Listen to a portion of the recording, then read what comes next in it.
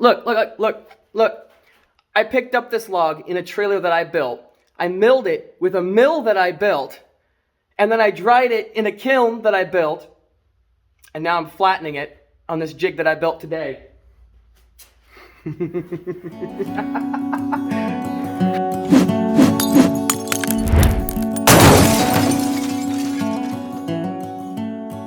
About 5 months ago, I decided I wanted to build a mill. And then as soon as I did that, I realized I needed to find a way of getting the logs to me. So I also built a logging trailer. And then after I did that and I started milling up some beautiful walnut logs, I decided what I really needed to do was build a kiln so I could properly dry the slabs. And for the most part, that's what I've been doing over the last 5 months, and these walnut slabs are finally dry and it's time to flatten them. When I started, I had absolutely no idea how much work this was actually going to take. I was thinking it was going to be a 2-month process, but it ended up being 5 so far, and I haven't even built my first project yet. So thank you to everyone who has stuck around with me so far. Today's build is going to be about the slab flattener, and I'm also going to show you what the walnut logs that I milled up look like now. I had a bunch of these 1x4s left over from a previous project, so I decided just to use them rather than going out and buying material. However, it would be a lot easier to do this project if you started with something like a 2x4 base.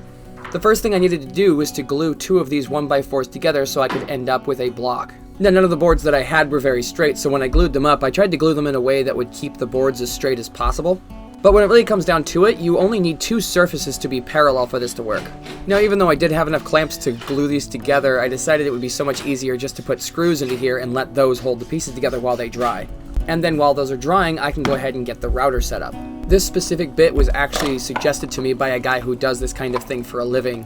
It turns out there's a bunch of different styles of these, and this one that he suggested is both cost-effective but very effective when trying to flatten a board. So I'm going to be leaving a link in the description to the specific bit that I used. I do highly recommend this bit because it ended up working very well. The next thing I needed to do was to make the sled that the router is going to slide on. I found this piece of melamine in my scrap pile, and that's going to work perfect for the sled. You need something with a slick surface on it so that it slides easily across the rails, but also allows the router to slide across the sled. I needed to cut a slightly oversized hole down the length of this board to make room for the router bit, and the easiest way to do that was with the scroll saw. Now, when you're marking out where this hole goes, you need to make sure that you're leaving room for runners on each side of the board. The runners are going to act as a guide for the router so that you don't end up hitting the sled with the router bit. I decided to use the router itself as the spacer to align the rails. It was really easy. I just put the router generally where I wanted it to go and then lined the rail up next to it, and then I could put brad nails in the rail to hold it in place until I could get some screws in it. I did this for both sides. And then I just needed to pre-drill and add some screws. This next step is completely optional. You don't really need to do it. I decided I wanted to flush up the sides over on the table saw. And then I decided to put a bunch of extra screws on the other side to make sure everything holds together because I can't put glue on this since it's melamine. And then I could go through and sand everything down so it was nicer to touch. At this point, the rails were all dried up, so I could take all of the screws out and start the flattening process. Both of these rails ended up with a slight twist in them, but that really isn't that big of a deal. I ended up running it through a planer to get them more or less straight, and then I could start the jointing process. Being that these rails are already 10 feet long and my jointer is only 3 feet long, I was having a hard time getting these things perfectly flat, but I was able to get them pretty close with this method. And then I decided to hand plane them the rest of the way to make sure everything was nice and square.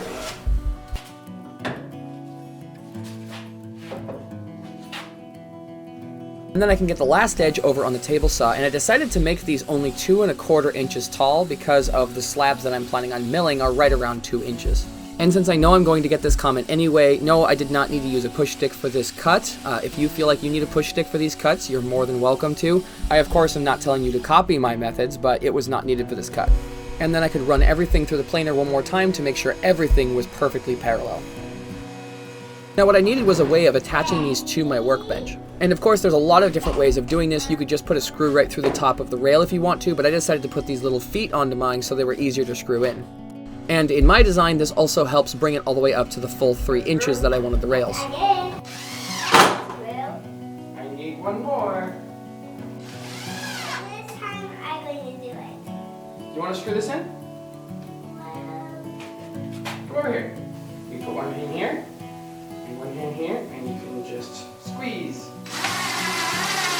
Hey, you did it! Good job! I did it. High five! Now you can see how all these parts fit together. These rails can pretty much sit on any surface you want. You could even put these on sawhorses if you wanted. This big workbench in the middle of my shop is perfect for screwing things down into whenever I need to do that. You just have to remember that these rails do need to stay flat, and so there are certain parts that if you need to shim them, make sure you're shimming them so that the rails stay nice and flat. It's a good idea to add some sort of a guide block to the end of your sled so that when you're moving your router forward and back, the sled doesn't want to slide off of your rails. At this point, the sled is basically done, and look how slick this thing is. I love that. Now, this first group of slabs that I have were from the first milling day, and I decided that day I wanted to mill everything to a full 1 inch thick. Now, I have since learned I should be adding about a ½ inch to whatever I want my final dimension to be, and so these all ended up right around 3/4 of an inch thick. And so because of their size, I had to add these spacer blocks so that the router bit could actually reach the slab. Now, one of the ways people like to hold their slabs down, believe it or not, is just hot glue. To be honest, I really didn't think this was going to work until I started milling it, and it worked just fine. It actually held way better than I ever thought it was going to. I also hot glued the last corner down with a shim. And now, after all of that, it is finally time to start flattening the slabs, and I gotta be honest, after going over this a couple of times, I started getting a bit overwhelmed because, like I said, this is about 5 months in the making for me. Seeing these beautiful slabs emerge out of this raw wood was absolutely amazing. It's a bit hard to describe.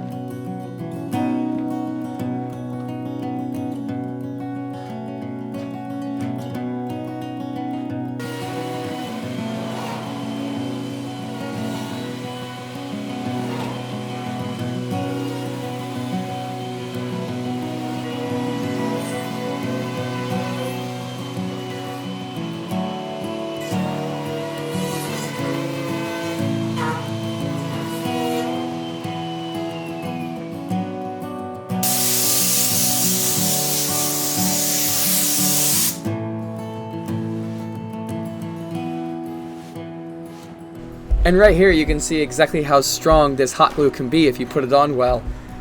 I actually broke my spacers.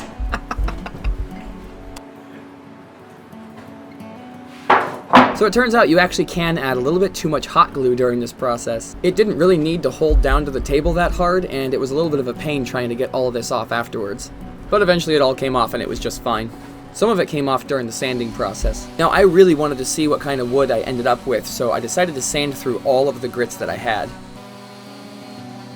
And between all of the last few grits, I decided to wipe off all the sawdust, and that gives me an even smoother finish.